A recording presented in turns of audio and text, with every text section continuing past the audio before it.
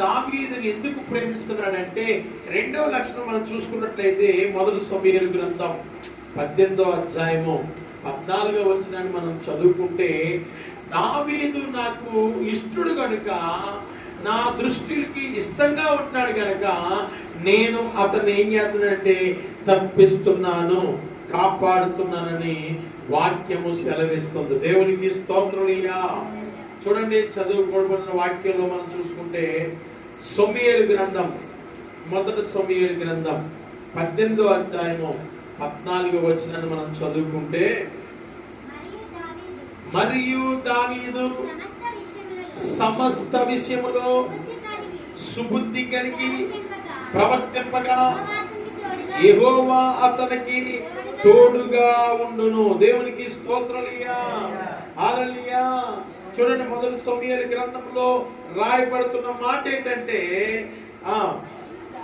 మరియు దావీదు సమస్త విషయములో సుబుద్ధి కలిగి ప్రవర్తింపగా యెహోవా అతనికి, చూసారా, దేవుడు అతనికి తోడై ఉండడానికి రెండవ కారణం ఏంటంటే సమస్త విషయములో అతడు ఎలా ఉన్నాడంటే సుబుద్ధి కలిగిన వాడు. సుబుద్ధి అంటే మంచి బుద్ధి. సమస్త దేవుడి పనంతట్లో కూడా దావీదు సమస్త విషయములో సుబుద్ధి కలిగిన వాడు. సుబుద్ధి అంటే మంచి ప్రవర్తన కలిగిన వాడు, దేవుడి పట్ల మంచి ప్రవర్తన కలిగిన వాడు.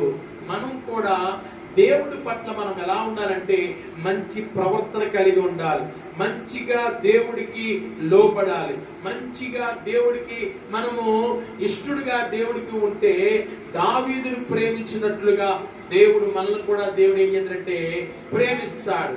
దావీదును దేవుడు ప్రేమించిన వారికి, అక్కడ అంటాడు అపోస్తలుడు పౌలు గారు అంటారు, రోమీయులకు రాసిన పత్రిక 8వ అధ్యాయము 28వ వచనాన్ని మనం చదువుకుంటే, దేవుడు ప్రేమించిన వారికి అనగా తన సంకల్పం చెప్పిన పిల్లవారి వారికి సమస్తమును సమకూర్చునని ఎరుగుదు కదా అని ఒకటి ఉంటుంది. దేవునికి స్తోత్రమయ్యా. ఆ చదవబడుతున్న మాటలు మనకి దేవుని ప్రేమించిన వారికి అనగా తన సంకల్పము చెప్పున పిలువబడిన వారికి మేలు కలుగుటకే సమస్తమును సమకూర్చి జరిగించునని ఎరుగుదుము. దేవునికి స్తోత్రమయ్యా.